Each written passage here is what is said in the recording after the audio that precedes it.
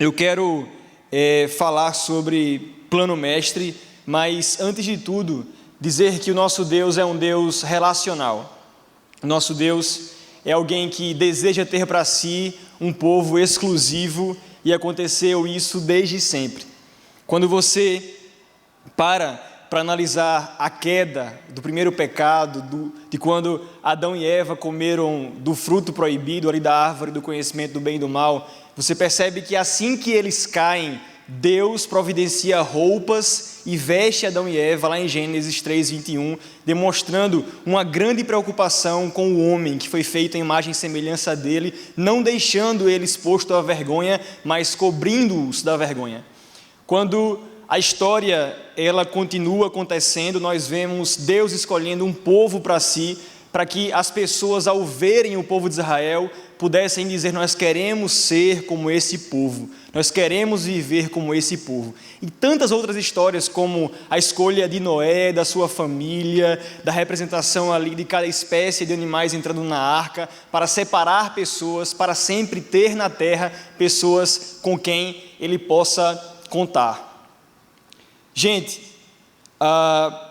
nós cantamos aqui Galileu, nós cantamos aqui que o nome de Jesus é poderoso, que o nome de Jesus é lindo, e sim, Jesus é a pessoa, é o fato mais importante da história da humanidade. Jesus, como Elô falou, entrou pelos portais, na verdade, em um jumentinho. E se nós formos pararmos para analisar a vida de Jesus, nós vamos perceber que a humildade sempre foi uma marca diferencial daquele homem-deus. Ele nasceu em uma estrebaria emprestada, ele pisou na terra, ele andou de pés descalços, ele esteve com homens simples, ele morreu numa cruz. E o time de Jesus foi um time que, humanamente falando, não seria talvez o time que eu e você escolhesse para andar junto. Jesus poderia ter arregimentado pessoas com poder e influência maior. Jesus poderia ter feito um exército para si, tomar de assalto o mundo. Jesus poderia ter desenvolvido um discipulado em larga escala e ter pessoas ao lado dele que estivessem o tempo todo bajulando e dizendo o quanto ele era bom, o quanto ele era maravilhoso. É claro que nós sabemos que ele é tudo isso, mas Jesus, ele era alguém que não olhava para a sofisticação cultural das pessoas ou que olhava para a capacidade que as pessoas tinham a princípio, a priori. Ele era um treinador, ele era alguém que via as potencialidades e desenvolvia pouco a pouco aquilo que aquelas pessoas poderiam ter de bom em um futuro próximo, em um futuro distante. Ele era alguém que acreditava nas pessoas. E essa série fala sobre discipulado. E quando nós lembramos e pensamos sobre o discipulado, várias questões podem surgir na nossa cabeça, várias palavras podem representar o discipulado.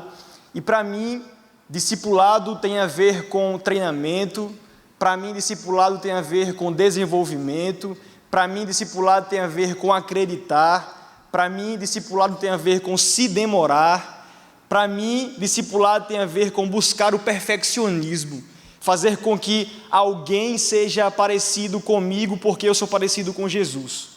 Eu falei na última quinta-feira, na última quinta, que quando eu era criança, eu ficava na televisão com os meus irmãos, e aí nós parávamos para assistir um jogo de futebol ou um programa qualquer. Eu não sei quantos aqui tiveram a oportunidade de ter televisão onde aquelas antenas precisavam de um bombril de vez em quando.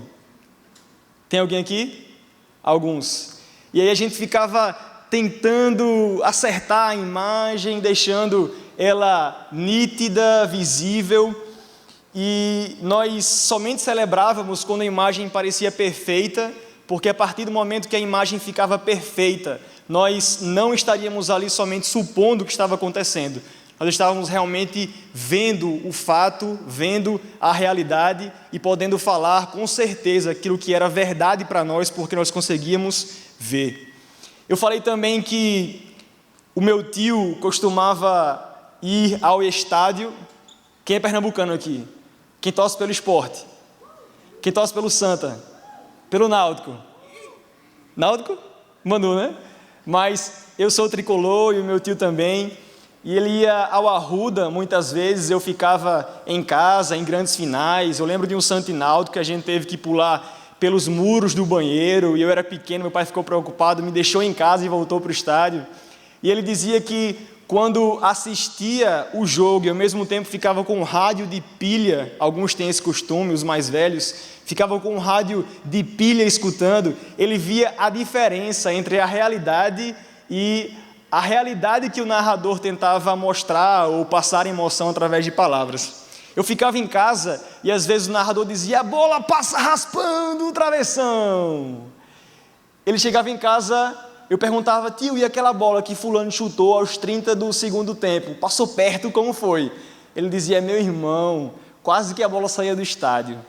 Quase que a bola se chocava com a lua. Foi uma distância tamanho do mundo, mas mesmo assim, aquele narrador tentava me enganar, me iludir, me ludibriar, falando algo que não era verdade, mas eu não podia dizer se era verdade porque eu não estava lá. Gente, nós somos e fomos feitos à imagem e semelhança de Deus, e nós somos discípulos e apóstolos. E a palavra apóstolo no grego, ela quer dizer enviado, alguém que é um missionário, alguém que pode ser o embaixador de Deus, e a palavra de Deus diz que nós somos embaixadores de Deus, como se Deus estivesse fazendo o seu apelo por nosso intermédio. Então nós somos representantes, e à medida que as pessoas olham para nós, elas devem ver Jesus.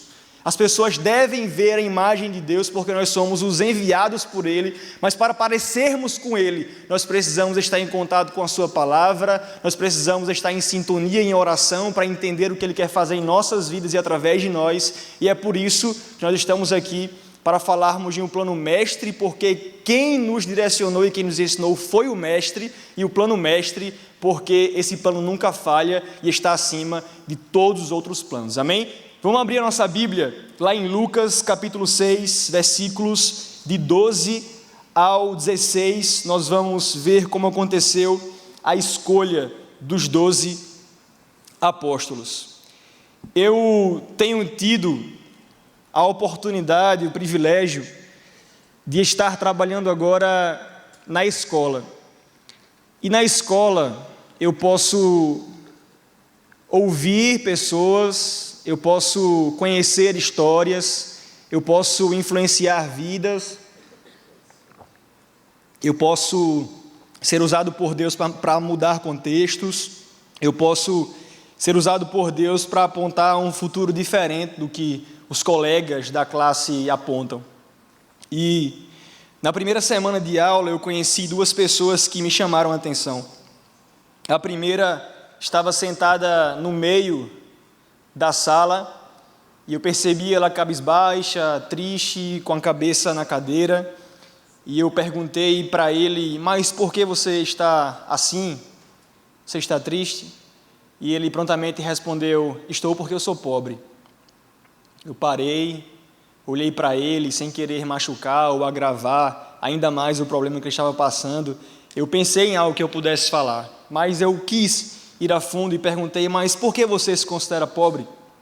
Ele falou: porque eu nunca viajei para fora do Brasil. Aí eu perguntei: você tem quantos anos? Ele falou: eu tenho 9 anos, certo? Eu tenho quase o triplo da sua idade. Eu falei para ele: eu tenho 23, não é o triplo, é 27, né? O triplo de 9 eu sei. Mas eu disse: eu tenho quase o triplo da sua idade e eu nunca viajei para fora do Brasil. Provavelmente você irá para fora do país muito mais novo do que eu, e você precisa se esforçar para que isso um dia aconteça. Aquele tempo passou, eu disse: olha, eu sou seu amigo e a partir de hoje, nesse ano todo, nós estaremos juntos e muita coisa boa vai acontecer. Saí da sala, entrei numa outra, falava sobre sonhos, sobre alegria, sobre medos, tristezas, sobre memórias positivas e negativas. E eu pedi para que uma menina desenhasse no papel algum desses sentimentos. E ela falou, eu vou desenhar um sonho. Tá bom, desenhe seu sonho. Ela, antes de desenhar, me chamou e disse, o meu sonho é ter um pai. Eu disse, sério? Mas você tem um pai. Já fui nessa, né? Você tem um pai. Você tem alguém que lhe ama profundamente, alguém que jamais vai lhe abandonar, alguém que estará sempre com você. E ela falou, mas eu quero um pai na terra. Aí eu pensei, eita, agora é mais difícil, né, de resolver. Mas o que me chamou a atenção foi porque depois desse momento eu saí um pouco para acompanhar a atividade de outros alunos e na volta eu percebi o desenho já pronto. Eu queria ter tirado uma foto, inclusive pedi para a coordenadora ligar para a mãe para tirar, me mandar, eu ia usar aqui, mas ela falou, não, vamos ter cuidado com a exposição, tal. É claro que talvez ela nunca veja essa pregação, mas me marcou porque ela desenhou uma menina em cima de uma nuvem estendendo os braços e a pessoa que estava estendendo os braços era maior do que ela. Era alguém com as mãos grandes, como se estivesse recebendo-a. E aí eu percebi que aquele desenho não representava o seu pai terreno, representava de fato o pai eterno, celestial. E eu vi que Deus tem um grande chamado para mim na escola, discipulando pessoas, estando lado a lado, estando próximo a elas. E eu queria trazer para vocês essa experiência que eu vivi, para que você enxergasse algum contexto em que você está vivendo hoje, ou pessoas que você convive, sabe, no seu dia a dia, na faculdade que você estuda, no estágio, no trabalho que você faz parte, para que você possa identificar pessoas e ser intencional na vida delas. Nós não temos essa concessão divina de esperarmos as coisas acontecerem, mas de provocarmos e estarmos constantemente buscando a quem precisa da nossa ajuda. E a verdade é que nós precisamos de estratégias para vivermos os planos de Deus na nossa vida. Todo mundo que fez TCC um dia sabe que nós precisamos estudar metodologia científica. Quem aqui ama metodologia científica? Ninguém levantou. Mas eu estou vendo um professor de Direito ali, acho que ele gosta, Fábio. Boa? Mas a gente aprende a delimitar tema, a gente aprende a estabelecer objetivo geral, específico, fazer resumo, a colocar referência bibliográfica, tantas coisas, porque nós esperamos que a banca julgadora nos examine como pessoas que sabem falar de fato sobre algum assunto, falar bem sobre algum assunto. Para que você alcance algum grau de graduação, pós, mestrado, doutorado, você precisa estabelecer um plano e estratégias para cumprir esse plano. Nos stories, geralmente no começo do ano, a gente acompanha pessoas o quê? Indo a nutricionistas, indo a personal trainer, né, e dizendo, esse ano vou ficar fit. Ni já postou também, esse ano vou ficar fit, mas aí eu quero ver até onde vai, não é? Mas vai dar certo, amor. Mas estratégias e estratégias, procuras e procuras atrás de especialistas que nos digam o que devemos fazer para atingirmos o nosso plano. E eu quero dizer para você hoje que existe um plano maior e a estratégia já foi nos dada. Esse plano é um plano que nos traz sentido à vida e nos leva de volta para casa.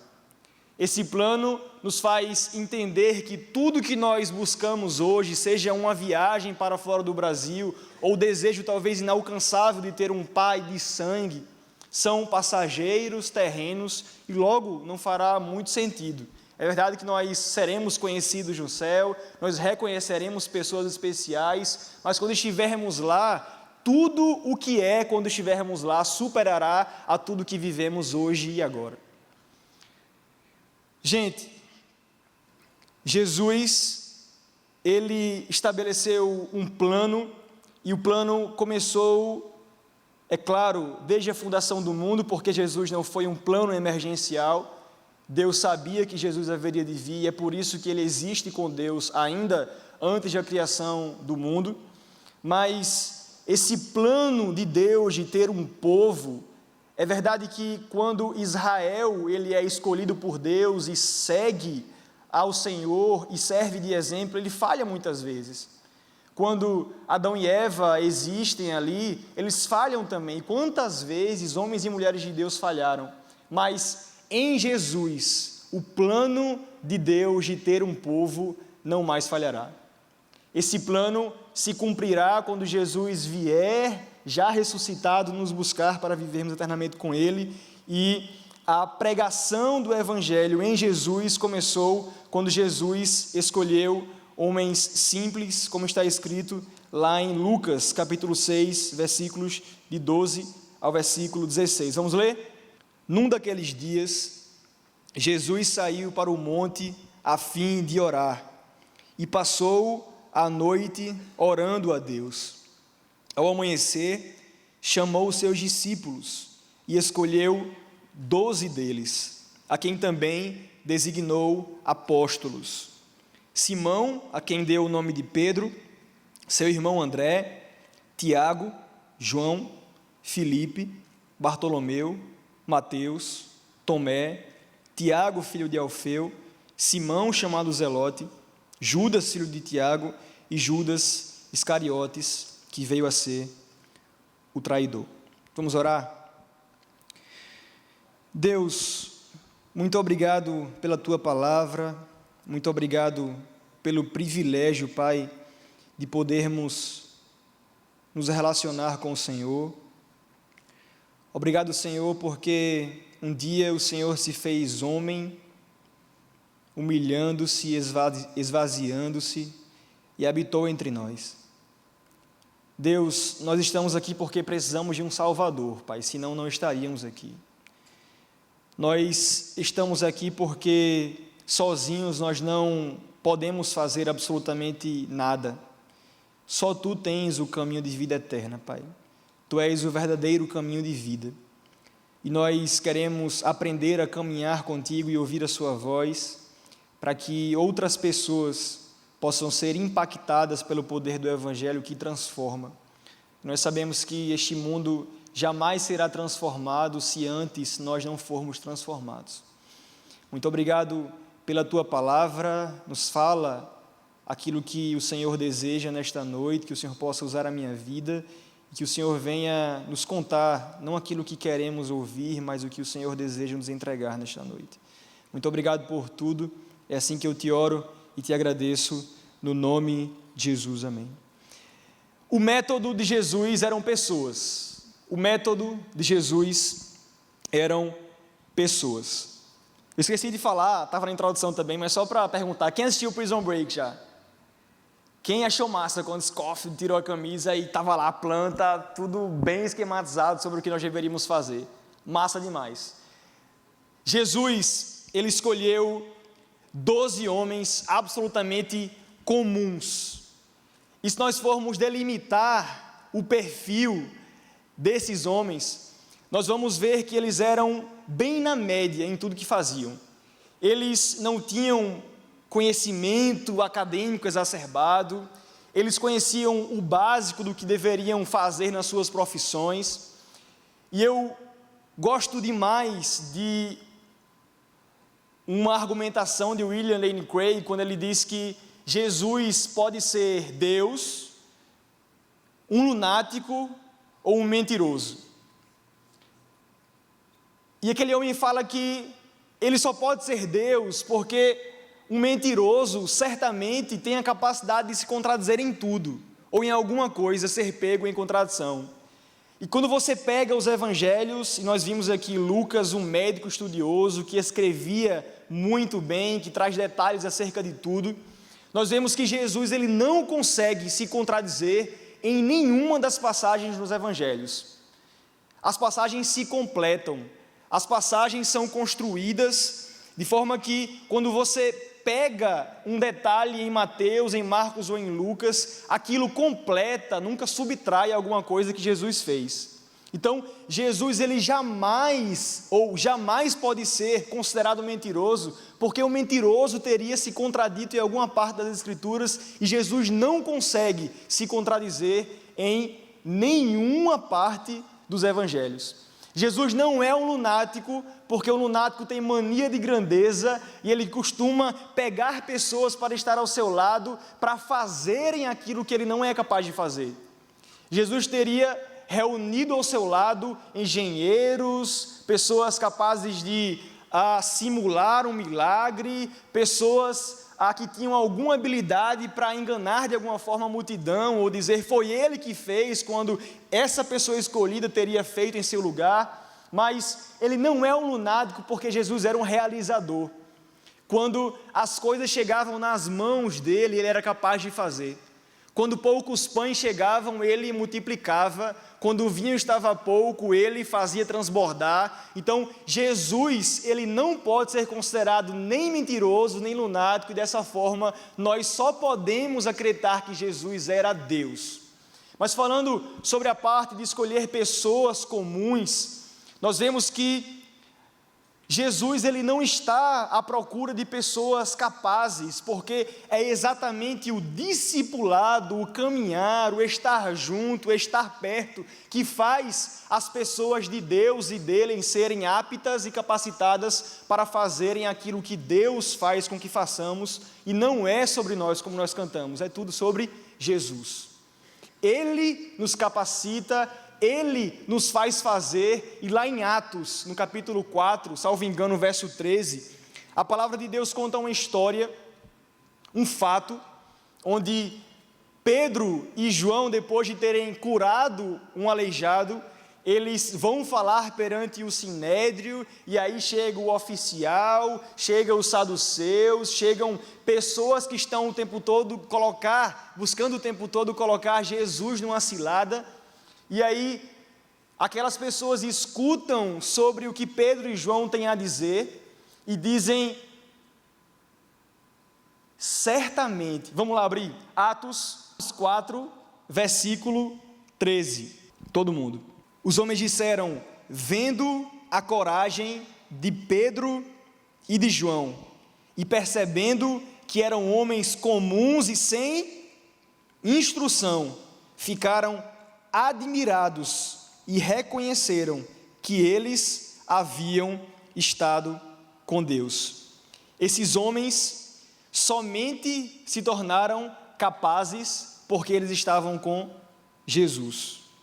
Eles eram homens comuns, eram homens sem instrução, mas a companhia de Jesus fez com que aqueles homens se tornassem aptos, preparados para discutir não somente com as pessoas iletradas, mas a discutir com o capitão da guarda do templo, com os saduceus, com os sacerdotes, porque foram esses homens que deram ouvidos àquilo que Pedro e João estavam falando, e eles se surpreenderam com o fato de Jesus, alguém que não fundou um seminário, alguém que não abriu matrículas em um seminário, alguém que, ao contrário dos fariseus e saduceus, escribas, em que eles estavam o tempo todo querendo que as pessoas decorassem versículos ou soubessem da lei para se distinguir ou serem diferenciais diante dos seguidores de Jesus, em detrimento de tudo isso, Jesus, com a sua simplicidade,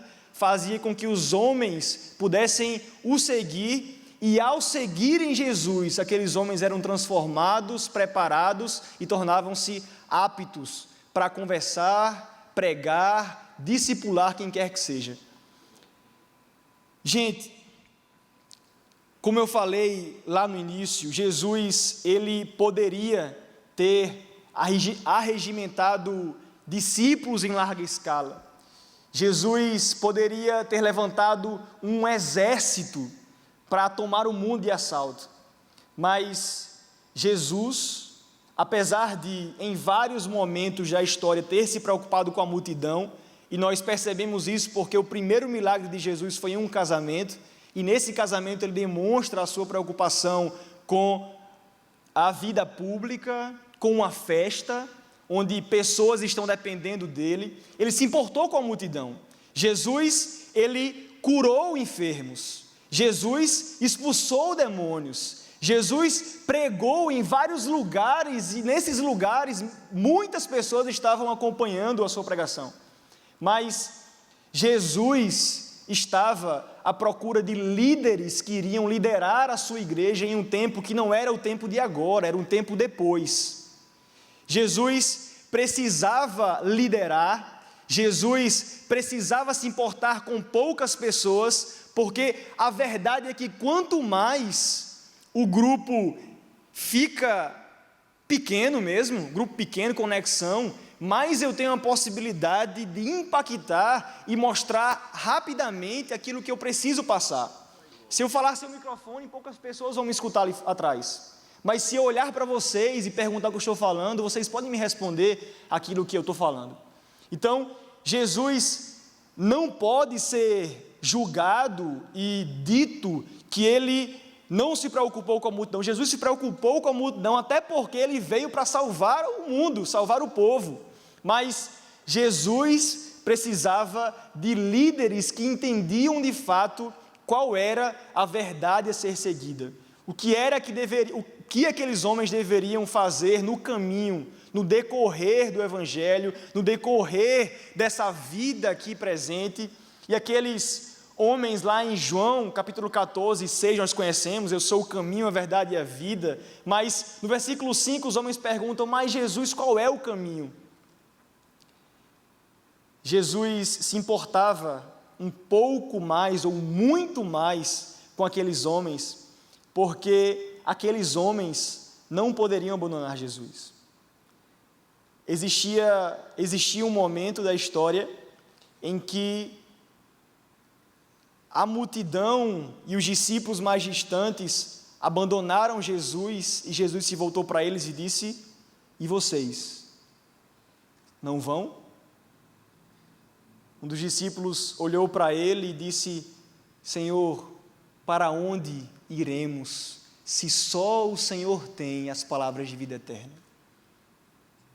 Aqueles homens precisavam entender essa verdade e estarem com essa verdade cravada no coração, porque eles seriam os responsáveis por pregar o Evangelho ao mundo todo, e para que pessoas pudessem, ao escutarem a palavra que foi ali trabalhada, desenvolvida, cravada, com intencionalidade, com intensidade no coração dos discípulos, pudessem se converter.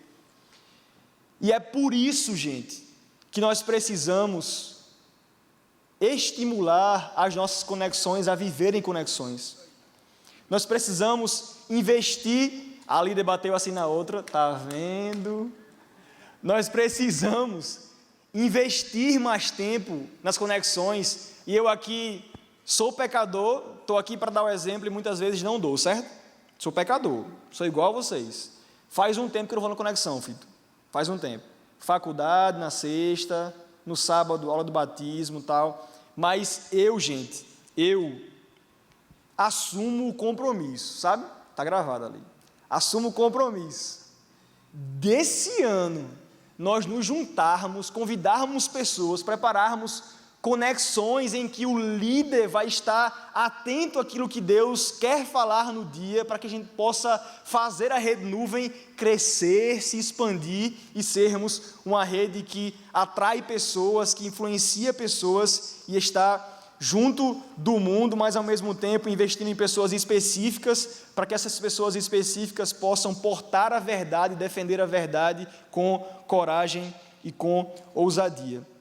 Jesus nos prometeu, em Mateus 28, versículo 20, que estaria conosco. Ele disse, eu estarei sempre com vocês. Essa era uma maneira simples de Jesus agir. Jesus simplesmente permitia que os seus discípulos o seguissem. Não era algo formal. Os discípulos viam Jesus dobrar o tempo, ou fazer o tempo render um pouco mais, porque eles estavam o tempo todo com o Mestre. Eles estavam o tempo todo com o Mestre. Quando Jesus discutia com fariseus e saduceus, os discípulos estavam com ele. Quando Jesus parava para curar alguém, os discípulos estavam com ele. E esse é o exemplo que nós precisamos levar para a nossa vida. Nós precisamos chamar pessoas, convidar pessoas e dizermos: você precisa andar comigo, você precisa me seguir, você precisa ser como eu sou, porque quem eu sou é o eu sou transformado pelo eu sou. Eu sou o que sou porque Jesus um dia me resgatou. Eu sou o que sou porque Jesus um dia me tocou, e mesmo que hoje eu tenha muitos pecados, falhas e caia inúmeras vezes, o Senhor transformou a minha vida e hoje eu tenho vida eterna com Ele, porque Jesus morreu e ressuscitou no meu lugar. Essa é a grande verdade que nós temos para viver. Essa é a grande notícia, é a grande boa nova que nós temos para transmitir. E muitas vezes nós temos nos furtado da responsabilidade de propagar essa mensagem. Muitas vezes nós temos nos furtado da responsabilidade de sermos referência, de sermos pessoas às quais as pessoas possam olhar para nós e dizerem: eu quero ser como Geraldo, eu quero ser como Vitor, eu quero ser como Endre, como Tiago. Nós precisamos, gente, portar o caráter de Cristo, mas só faremos e conseguiremos isso se juntos estivermos vivendo como uma igreja, buscando saber dele o que deveríamos fazer nessa vida aqui agora. Lá em João, capítulo 14, versículo 5, para encerrar, nós vemos que Jesus estava trazendo a associação, a demonstração, a explicação como um método do seu plano. Jesus nunca nos pediu algo ou nunca nos pedirá algo que antes ele não tenha feito. Nós estamos aqui servindo a um Deus que antes dá o exemplo.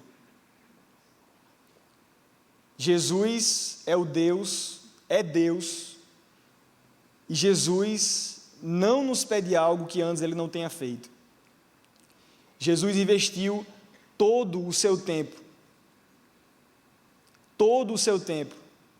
para estar com pessoas que não eram, à vista humana, absolutamente capazes. Eram pessoas com potencial, eram pessoas que precisavam de alguém para estar perto, para estar próximo. E como discípulos dele, como discípulos, apóstolos pararam, mas como discípulos dele, nós precisamos viver a missão, buscando ser pessoas que se parecem com ele, que agem como ele agia, que falam como ele falava, e que demonstre ao mundo que existe uma razão e um plano maior do que os meus próprios planos. Deus fez algo por nós, Deus salvou as nossas vidas, Deus nos libertou do jugo da escravidão do pecado. E se nós fomos escolhidos por Deus, se nós fomos salvos por Ele, nós não podemos, gente, fazer com que essa graça, esse favor imerecido venha a parar em mim. Porque se Jesus acreditou em você, se Deus escolheu você, é porque Ele quer usar a sua vida. Você não está aqui por acaso, você não vem à Rede Nuvem sábados consecutivos para ouvir e sair daqui da mesma forma que você está. Deus te dá o privilégio, a oportunidade de ouvir a mensagem dEle, de ouvir aquilo que Ele tem para falar, para que você possa ser transformado por ela, para que você não espere que o mundo seja mudado, transformado, sem que antes você tenha sido transformado. O Senhor tem nos entregado palavras, o Senhor tem usado os nossos líderes, a vida de Joe, do pastor Tiago, dos nossos pastores todos, e nós precisamos levantar das nossas cadeiras, porque alguém um dia já disse que a igreja não pode ser medida pelo culto do sábado e do domingo. A igreja é medida pela quantidade de pessoas que levantam das cadeiras nos domingos e vivem a igreja na segunda-feira, na terça, na quarta, na quinta e na sexta. Isso muitas vezes vai implicar em algo que você faça e as pessoas nem percebam o que você está fazendo. Jesus poderia ter escolhido falar ou começar com grandes campanhas evangelísticas. Jesus poderia ter escolhido pregar para muitas pessoas de início, mas Jesus, ele escolheu um caminho diferente e em sentido inverso, quando a gente pensa que Jesus se importava com a multidão e ao mesmo tempo com os 12, ao mesmo tempo que ele caminhava com 12, ele caminhava com 3, Pedro, Tiago e João. Existem pessoas que estão em um nível de intimidade diferente, próximos a Jesus. Eu posso ser um discípulo distante, eu posso ser alguém próximo, eu posso ser mais próximo. Eu posso viver comunidade, eu posso ter amigos próximos e os mais próximos. Eu posso fazer com que pessoas sejam muito parecidas com tudo que eu faço, porque eu chamo elas para fazer tudo que eu faço. Enquanto eu estou conversando com uma pessoa importante, vamos comigo. Enquanto eu estou fazendo o básico ou qualquer coisa corriqueira da vida, vem andar comigo, vem ver o que eu faço. Enquanto eu estou compartilhando a mesa e conversando sobre segredos, eu posso ter 2 ou 3 ao meu lado. Deus nos dá pessoas.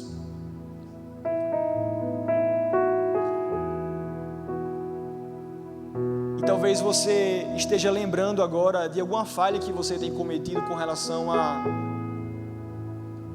se eximir de responsabilidades, de cuidar de pessoas, de conversar com outras, de ouvir, de aconselhar.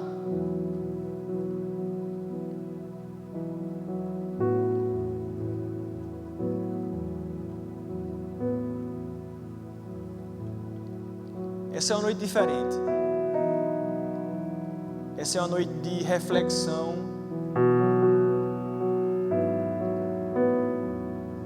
Sobre cuidar da forma que eu espero ser cuidado. Se importar com as pessoas que vivem ao meu redor, sinalizando e apontando para alguém maior do que eu, para uma salvação da nossa vida inteira, da nossa vida completa. E nós temos a oportunidade de vivermos com pessoas e não somente aliviarmos tensões ou diminuirmos alguma angústia, alguma dor, sofrimento, mas dizer que essas pessoas têm alguém em que podem pegar e nunca mais soltar, sabe? Jesus, quando nos salva, Ele nos salva. E eu preciso entender que eu estou nesse mundo para ser como Ele. Esse ano será um ano de discipulado, gente, de cuidado mútuo, de se importar, de estar próximo, de estar perto, sabe? Que você possa já sair daqui hoje olhando, percebendo pessoas que precisam do seu cuidado, pessoas que estão, sabe, desejosos de encontrar alguém para contar. Jesus é simples. Jesus é simples. E a simplicidade dele se revela à medida que ele escolhe pessoas simples também para estarem com ele. Amém?